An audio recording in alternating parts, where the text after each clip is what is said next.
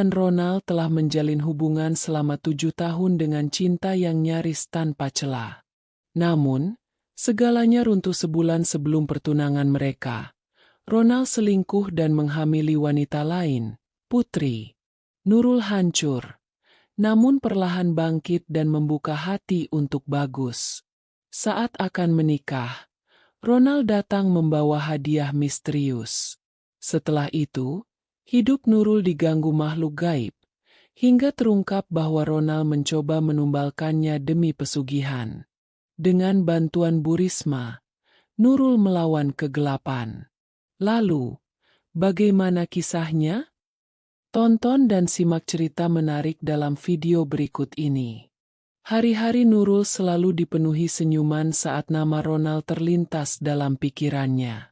Lelaki yang sudah menemani langkah hidupnya selama 7 tahun terakhir itu bukan hanya sekadar pacar, tapi juga sahabat, pelindung, dan rumah tempat hatinya kembali. Dalam hubungan yang panjang itu, mereka jarang sekali bertengkar. Kalaupun ada selisih paham, semuanya selalu diselesaikan dengan kepala dingin dan hati yang tenang. Nurul merasa sangat bersyukur memiliki Ronald dalam hidupnya. Sejak awal, hubungan mereka berjalan alami. Mereka bertemu di bangku kuliah. Ronald adalah kakak tingkat Nurul di jurusan yang sama. Perkenalan mereka bermula dari tugas kampus, lalu berlanjut menjadi kebiasaan saling membantu, saling menyapa, hingga akhirnya perasaan tumbuh tanpa perlu dipaksakan. Ronald bukan tipe pria yang romantis berlebihan, tapi sikapnya yang dewasa, perhatian, dan konsisten membuat Nurul merasa aman. Ia selalu ada, bahkan di saat-saat paling sulit dalam hidup Nurul, ketika ibunya sakit keras dan saat Nurul gagal dalam ujian akhir semester. Ketulusan dan kesetiaan Ronald membuat hubungan mereka terlihat seperti kisah cinta dalam buku-buku fiksi favorit Nurul. Setiap ulang tahun Nurul, Ronald selalu punya cara manis untuk membuat hari itu terasa istimewa. Bukan dengan hadiah mahal, tapi dengan kejutan sederhana yang menyentuh. Seperti sekali waktu saat Ronald diam-diam belajar memainkan lagu favorit Nurul di gitar dan menyanyikannya di depan teman-teman. Nurul menangis haru saat itu, karena tahu Ronald rela belajar hanya untuk membahagiakannya. Tahun demi tahun berlalu, dan cinta mereka tumbuh semakin dalam. Banyak teman dan keluarga yang menyebut mereka sebagai pasangan panutan. Kapan nyusul ke pelaminan? Adalah pertanyaan yang semakin sering mampir, baik dari teman-teman kampus maupun keluarga besar. Awalnya Nurul masih ragu. Ia tidak ingin tergesa-gesa hanya karena tekanan sosial. Tapi semakin lama bersama Ronald, semakin yakin pula Nurul bahwa ia ingin menua bersama pria itu. Ronald juga menunjukkan keseriusannya.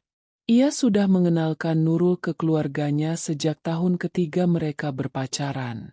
Ibu Ronald pun menyambut Nurul dengan hangat dan sering mengajaknya mengobrol, bahkan tanpa kehadiran Ronald. Sampai akhirnya, di tahun ketujuh hubungan mereka, Ronald melamar Nurul secara resmi. Bukan dengan kejutan dramatis ala film romantis, tapi dengan cara sederhana yang justru sangat menyentuh. Saat mereka duduk berdua di taman tempat pertama kali Ronald menyatakan cinta, Ronald menggenggam tangan Nurul dan berkata dengan nada tenang, "Aku tahu kita bukan pasangan sempurna, tapi aku ingin terus tumbuh bersamamu. Boleh aku melamar kamu secara resmi?" Air mata Nurul jatuh begitu saja. Bukan karena sedih, tapi karena bahagia yang membuncah. Ia mengangguk pelan, dan Ronald pun tersenyum lega. Itulah momen yang paling diingat oleh Nurul. Sejak hari itu, mereka mulai mempersiapkan pertunangan. Orang tua mereka pun sudah bertemu dan mulai membicarakan rencana ke depan. Setiap hari terasa seperti mimpi indah. Nurul sibuk mencari referensi gaun pertunangan, dekorasi, dan daftar tamu. Ronald pun terlibat aktif dalam perencanaan. Ia bahkan semangat memilih cincin bersama Nurul. Hubungan mereka terasa semakin kuat, penuh harapan dan kebahagiaan. Namun, di balik semua keceriaan dan persiapan itu, tak ada yang menyangka bahwa takdir sedang menyiapkan jalan yang berbeda untuk Nurul. Sebuah kenyataan pahit yang bahkan tak pernah terlintas di benaknya akan segera merubah segalanya. Tapi untuk saat itu, Nurul masih hidup dalam kebahagiaan yang utuh. Ia percaya bahwa cinta sejatinya adalah tentang kesetiaan, dan bahwa ia telah menemukannya dalam diri Ronald. Dan disinilah kisah itu bermula. Sebuah kisah cinta yang tampak begitu sempurna di permukaan, namun perlahan-lahan akan menunjukkan retak-retak di baliknya. 1 bulan sebelum hari yang telah lama dinanti, hidup Nurul seperti di atas awan.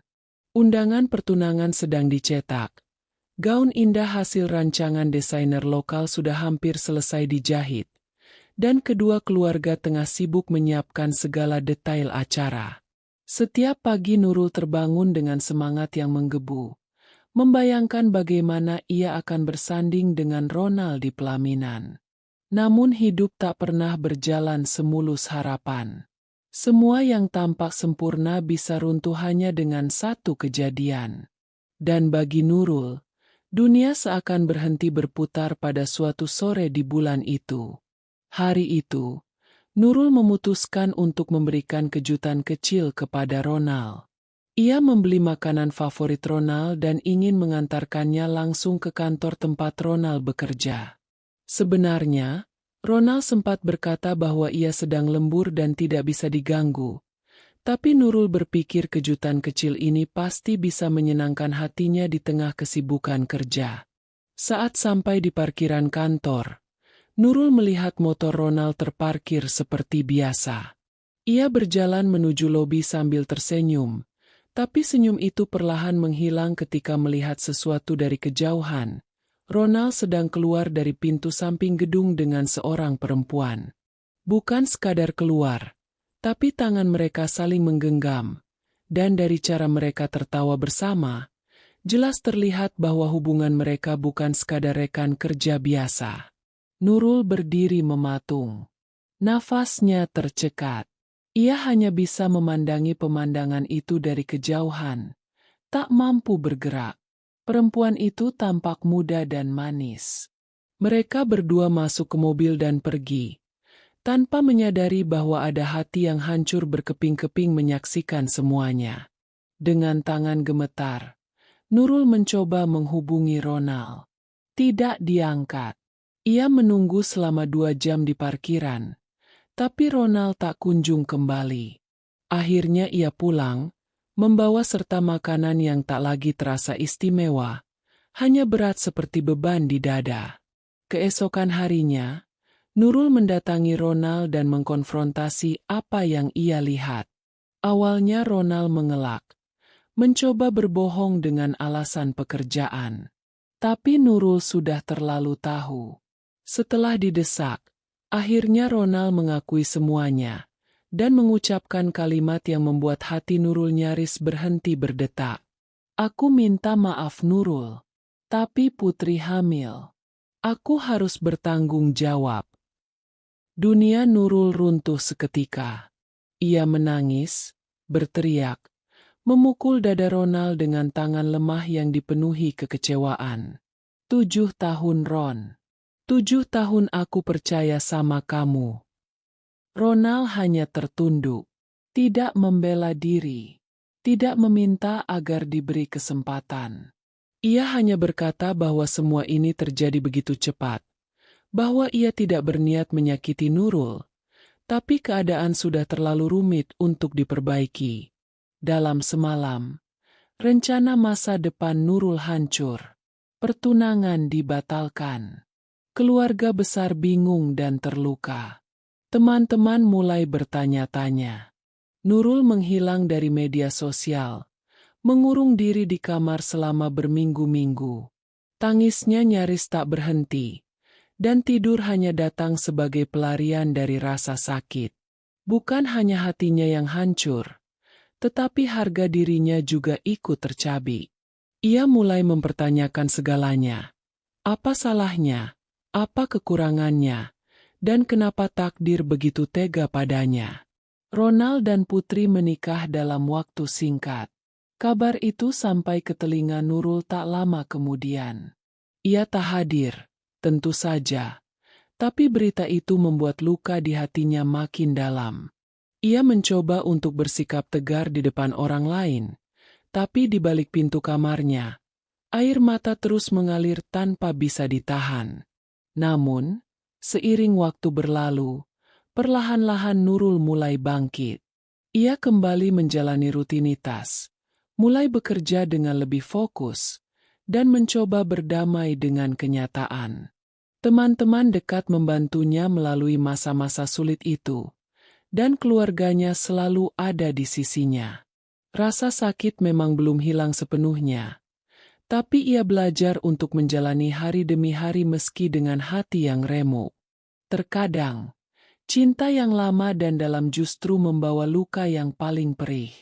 Tapi dari luka itu pula, Nurul mulai belajar bahwa bahagia tak selalu datang dari orang yang kita cintai sepenuh hati. Kadang, bahagia datang ketika kita akhirnya memilih untuk mencintai diri sendiri terlebih dahulu. Dan meskipun ia belum tahu apa yang menunggunya di masa depan, satu hal pasti, ia tidak akan pernah mengemis cinta dari seseorang yang memilih mengkhianatinya. Waktu berlalu perlahan. Luka yang ditinggalkan Ronald tak mudah sembuh. Tapi Nurul tidak menyerah. Ia tahu, dirinya tak bisa terus hidup dalam bayang-bayang masa lalu yang menyakitkan. Hari-hari awal memang masih berat. Ada malam-malam ketika ia terbangun dari tidur karena mimpi buruk tentang pengkhianatan itu. Tapi kini, ia tak lagi menangis sesering dulu. Air matanya mulai habis, dan yang tersisa hanyalah ruang kosong dalam hati yang perlahan ingin diisi kembali. 1,5 tahun telah berlalu sejak pertunangan itu batal. Nurul mulai menata kembali hidupnya. Ia kembali aktif di komunitas sosial, mengikuti pelatihan kerja, dan mengisi waktunya dengan hal-hal produktif. Dalam proses itu, ia mengenal banyak orang baru. Salah satunya adalah Bagus, seorang pria yang ia temui saat menjadi relawan untuk program bantuan pendidikan di desa terpencil. Bagus adalah sosok yang berbeda dari Ronald. Ia tidak flamboyan, tidak pandai merangkai kata-kata manis, tapi sikapnya tenang dan tulus. Ia lebih sering menunjukkan perhatian lewat tindakan kecil yang konsisten, menjemput Nurul saat hujan, membantu membawa barang tanpa diminta, dan mendengarkan tanpa menyela ketika Nurul bercerita. Di awal perkenalan, Nurul menjaga jarak. Ia masih trauma. Bahkan ketika Bagus mulai menunjukkan ketertarikan, Nurul tidak langsung membalas. Namun, Bagus tidak menyerah. Ia tidak memaksa, tidak menuntut. Ia hanya hadir. Dan kehadirannya yang tenang justru membuat hati Nurul yang rusak mulai terasa hangat kembali. Lambat laun, ia mulai membuka diri. Bukan karena ingin cepat-cepat melupakan Ronald, tapi karena ia mulai merasakan bahwa dirinya pantas dicintai dengan cara yang lebih sehat. Mereka menghabiskan waktu bersama tanpa tekanan. Bagus selalu menghormati batas Nurul. Ia tahu bahwa menyembuhkan luka tidak bisa dipaksakan. Mereka sering mengobrol soal masa kecil, hobi, bahkan cita-cita yang belum sempat diraih. Perlahan, Nurul menyadari bahwa bersama Bagus, ia tidak merasa perlu menjadi orang lain. Ia bisa menjadi dirinya sendiri, dengan segala luka, cerita, dan kerentanan yang ia bawa. 3 bulan sejak kedekatan mereka dimulai, Bagus mengajak Nurul bertemu di taman kota tempat mereka sering duduk sore-sore. Dengan ekspresi gugup tapi tulus, Bagus berkata, "Aku tahu kamu masih belajar percaya lagi. Tapi kalau kamu mau, aku ingin ada di sisimu, entah seberapa lama pun kamu butuh untuk sembuh." Hati Nurul menghangat. Ia tidak menjawab langsung hari itu. Tapi di malam harinya, ia menulis pesan panjang untuk Bagus. Ia mengungkapkan rasa takut, rasa trauma, dan ketidaksiapannya untuk terburu-buru. Tapi di akhir pesan, ia berkata, "Kalau kamu masih mau berjalan bersamaku, mari kita coba." Perlahan. Dari sanalah semuanya mulai berjalan lebih serius. Nurul memperkenalkan Bagus ke orang tuanya. Keluarga Nurul menyambut Bagus dengan hangat, terutama karena mereka melihat bagaimana Bagus begitu menghormati dan menyayangi Nurul. Tidak seperti Ronald yang dulu begitu cepat mendekat tapi ternyata menyimpan rahasia.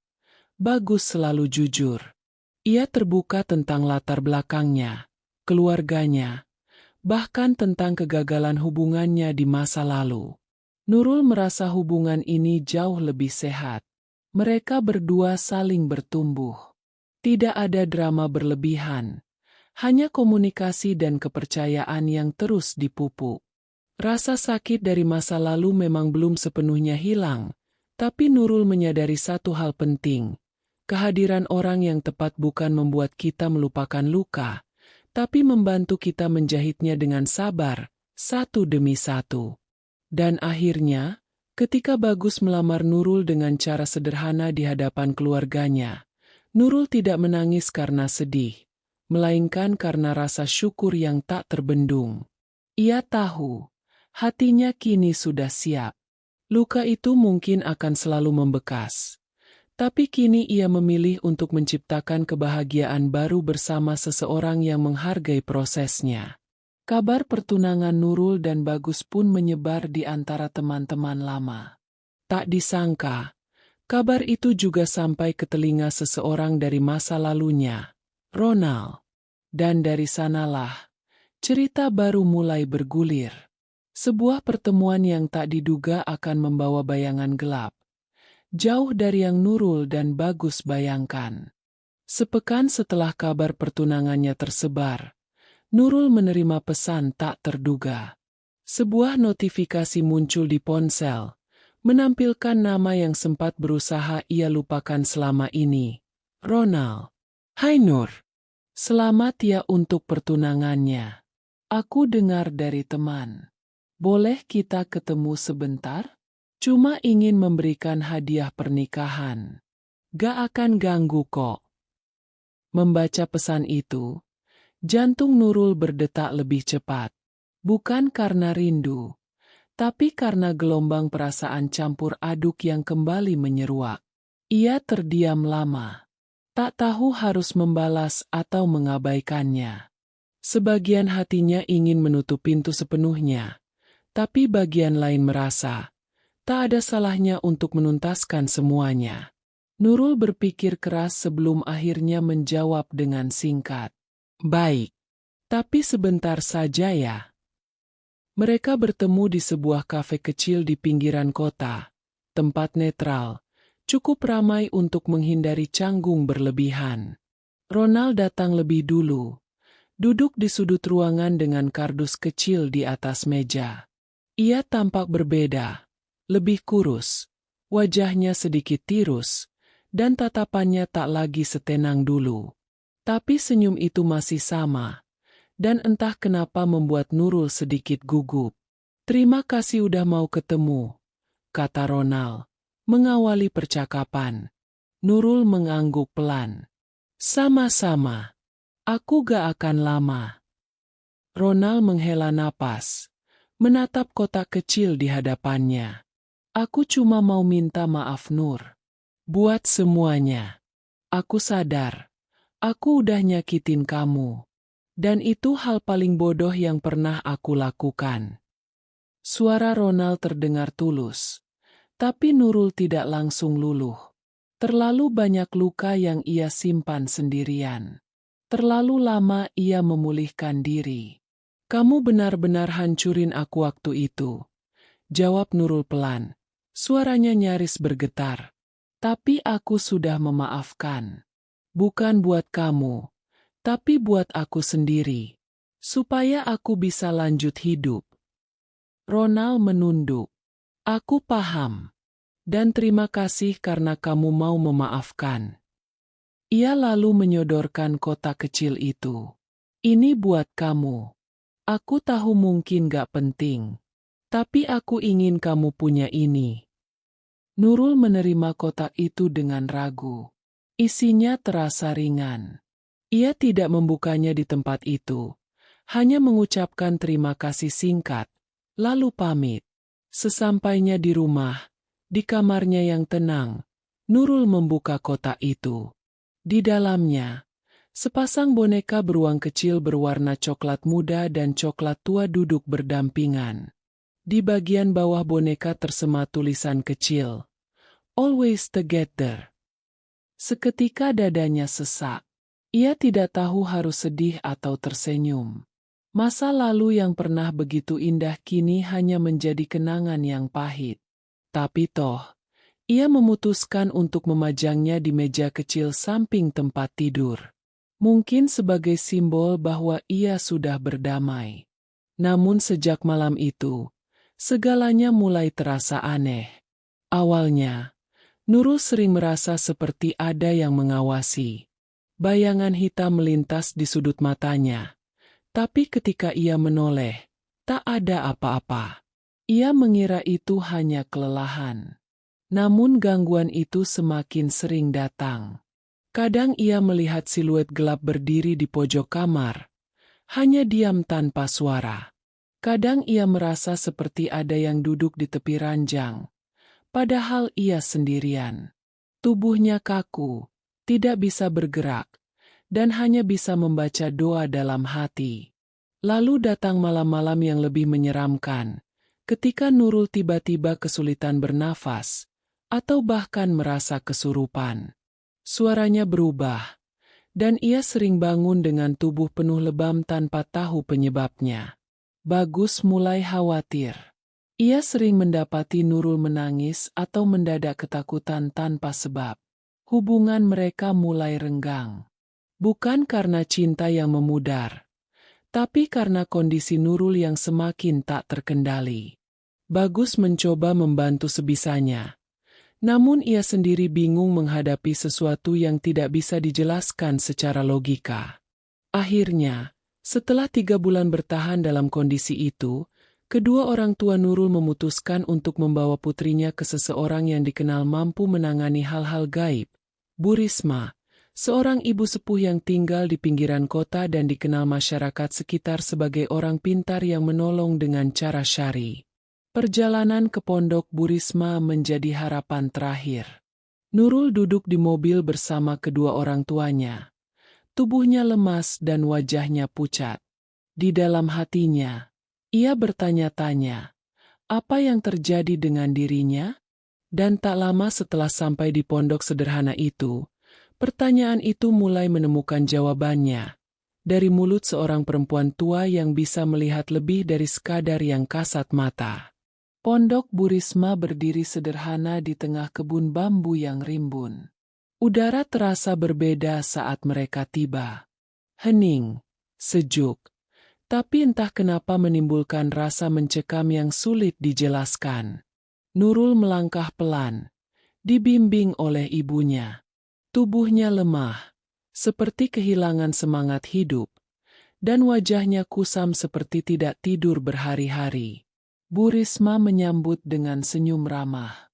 Seorang perempuan tua dengan mata yang tajam namun menenangkan.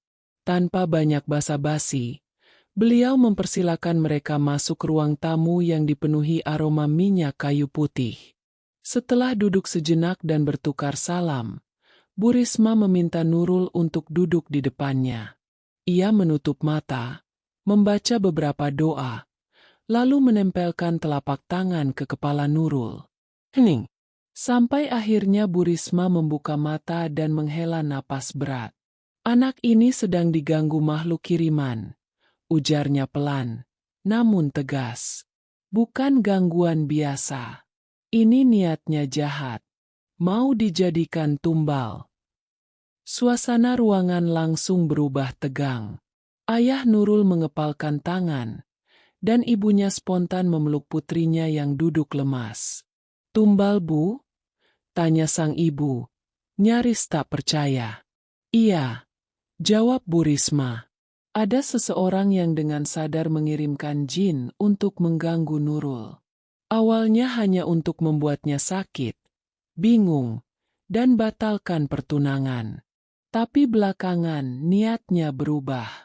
Jin itu ingin mengambil nyawanya." Nurul langsung pucat. Napasnya tercekat. "Siapa yang melakukan ini, Bu?" Bu Risma menutup matanya lagi. Mulutnya komat-kamit membaca ayat-ayat tertentu. Setelah beberapa menit, ia membuka mata dan berkata, "Saya tidak tahu namanya. Tapi saya lihat wajahnya masih samar. Tapi ada ciri-ciri." Semua menahan napas. Laki-laki, kulit sawo matang, agak kurus, tatapan matanya dalam, dan dia pernah punya hubungan dekat denganmu. Nurul menunduk. Hatinya langsung tertuju pada satu nama. "Ronald." Bu Risma melanjutkan. "Dia sakit hati karena kamu putuskan. Dan setelah tahu kamu mau menikah dengan lelaki lain, rasa tidak terimanya makin besar. Awalnya dia hanya ingin kamu terus teringat padanya, agar kamu gagal bahagia. Tapi saya melihat, hidupnya sekarang juga sedang sulit. Sepertinya masalah ekonomi yang berat, dan dia nekat memilih jalan pesugihan." Suasana ruangan membeku. Nurul gemetar. "Pesugihan? Jadi, aku mau dijadikan tumbal agar dia dapat kekayaan." Bu Risma mengangguk pelan. Jin itu sudah mulai meminta tumbal nyawa. Biasanya orang-orang yang paling pernah dekat, atau yang secara batin masih punya ikatan. Karena itu, kamu yang jadi target. Air mata mengalir di pipi Nurul. Ia tidak percaya. Orang yang dulu paling ia cintai, orang yang dulu ia doakan setiap malam, sekarang mencoba mengorbankannya demi uang. Jin itu menempel di barang yang kamu bawa. Coba pikir. Apakah ada sesuatu dari dia yang belum lama ini kamu terima?" Nurul langsung teringat. Matanya membelalak. "Boneka," bisiknya. 2 boneka kecil itu hadiah darinya. Setelah itu, semua mulai terasa aneh. Bu Risma langsung berdiri. "Kamu harus buang barang itu. Tapi jangan dibakar di rumah. Bakar di tempat sepi. Di tanah terbuka. Baca doa ini dulu." Ia menyerahkan kertas berisi ayat-ayat dan doa pelindung. Selain itu, Bu Risma juga melakukan proses ruqyah syar'i pada Nurul. Ia membacakan ayat-ayat suci dengan lantang. Di tengah ruqyah, tubuh Nurul kejang-kejang. Dari mulutnya keluar suara berat yang bukan suaranya. Jin yang mengganggunya sempat berbicara, menyebut nama Ronald dan mengaku dikirim melalui media boneka yang sudah ditanam sejak awal pertemuan. Ruqyah itu berlangsung selama lebih dari 1 jam. Setelah selesai, tubuh Nurul kembali lemas. Ia seperti baru terbangun dari tidur panjang. Namun kali ini, wajahnya terlihat lebih ringan, lebih terang. Bu Risma memberikan pesan terakhir. "Perkuat ibadahmu, Nurul. Jangan biarkan hatimu kembali terikat dengan masa lalu. Hapus semua kenangan yang bisa menjadi pintu bagi makhluk-makhluk itu untuk masuk." Sepulang dari pondok, Nurul bersama ayahnya pergi ke sebuah lapangan kosong di luar kota. Di sana, mereka membakar boneka itu hingga tak tersisa. Nurul membaca doa seperti yang diajarkan Bu Risma, lalu menguburkan sisa abu boneka itu di tanah. Langit mendung, tapi tak ada hujan. Hanya angin berhembus pelan seakan menyapu bersih sisa-sisa energi gelap. Sejak hari itu, Nurul mulai merasakan perubahan. Malam-malamnya lebih tenang. Tidak ada lagi bayangan hitam. Tidak ada lagi suara-suara aneh atau ketindihan. Ia kembali menjalani hari-hari dengan senyuman, dan hubungannya dengan Bagus mulai membaik. Namun 1 minggu setelah semuanya mulai terasa normal, sebuah kabar mengejutkan datang. Ronald meninggal dunia. Kabar itu datang seperti petir di siang bolong. Pagi itu, Nurul baru saja selesai sholat duha ketika sebuah pesan masuk ke ponselnya. Dari salah satu teman lamanya semasa kuliah, pesan itu hanya berisi satu kalimat pendek, tapi cukup membuat dunia Nurul terdiam sejenak. Nurul, mantan kamu, dia meninggal tadi malam. Hening. Nurul menatap layar ponselnya lama, seakan tidak percaya. Ronald meninggal? Bahkan setelah semua luka dan gangguan yang ia alami, bagian kecil dari hatinya masih terkejut menerima kenyataan itu. Butuh beberapa saat sebelum Nurul sanggup membalas pesan itu. Ia bertanya pelan, "Kenapa?" Kata orang rumahnya, "Dia jatuh sakit mendadak. Panas tinggi, sering ngomong gak jelas. Terakhir katanya teriak-teriak minta tolong. Katanya dikejar bayangan hitam. Gak sempat dibawa ke rumah sakit. Meninggal di rumah." Jantung Nurul berdebar. Bayangan hitam. Kata-kata itu mengingatkannya pada gangguan yang dulu dialaminya, yang perlahan hilang setelah boneka itu dibakar. Ia memejamkan mata, mencoba menenangkan diri.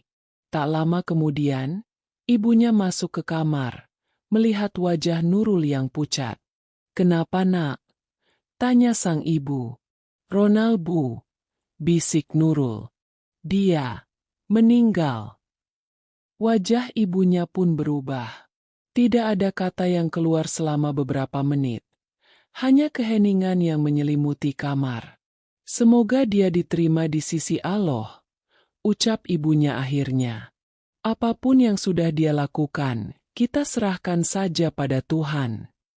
Hari itu, Nurul berdiam diri lebih banyak.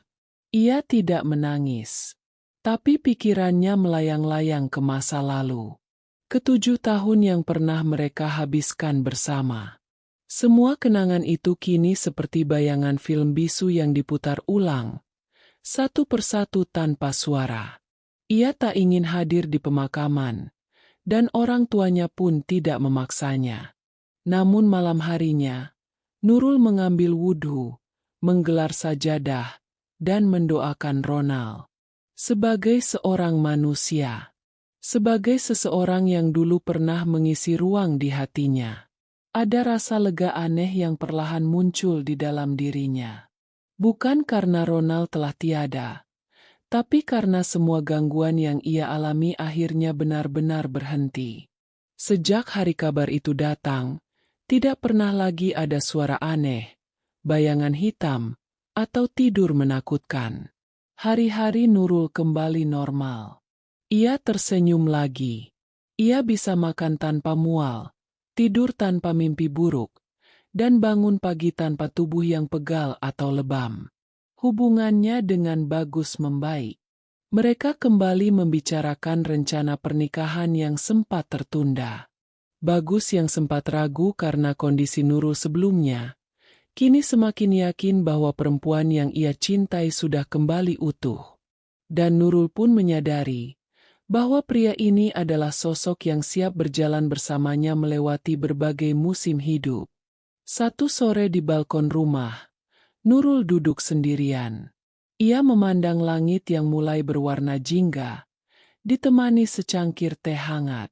Dalam diam, ia berbisik dalam hati, "Terima kasih ya Allah, karena telah menyingkapkan semua kebenaran. Karena Kau tidak membiarkanku menikahi orang yang salah. Karena Kau beri aku kesempatan kedua untuk hidup lebih baik." Ia memejamkan mata, menarik napas dalam-dalam. Dan untuk pertama kalinya dalam waktu yang lama, ia merasa benar-benar damai. Beberapa hari setelah kabar kematian Ronald, Nurul mendapat pesan dari Putri, istri Ronald. Isinya singkat namun menyentuh. Maaf kalau saya mengganggu. Saya minta maaf atas semuanya. Semoga kita semua bisa hidup lebih tenang. Nurul tidak membalas panjang. Ia hanya menjawab, "Terima kasih. Semoga kamu dan anakmu selalu diberi perlindungan dan ketenangan." Setelah itu, mereka tidak pernah saling menghubungi lagi. Masa lalu benar-benar tertutup. 3 bulan setelah semua kejadian itu, Nurul dan Bagus akhirnya menikah. Pernikahan sederhana namun hangat, dihadiri orang-orang terdekat dan keluarga. Tak ada kemewahan, tapi penuh kebahagiaan. Di kamar pengantin mereka, ada rak kecil yang berisi beberapa barang kesayangan Nurul. Tapi tak ada lagi boneka beruang. Tak ada peninggalan masa lalu. Hanya ada ayat Al-Quran yang dibingkai indah dan sebuah foto mereka berdua tersenyum, dengan mata yang penuh rasa syukur. Kehidupan baru telah dimulai. Dan segala bentuk bayangan dari masa lalu, akhirnya benar-benar sirna. Terima kasih telah menyimak cerita ini sampai akhir. Jangan lupa subscribe, like dan komen channel ini. Semoga kalian menyukai cerita ini dan dapat mengambil hikmahnya. Wallahu a'lam bishawab. Sampai jumpa di episode berikutnya.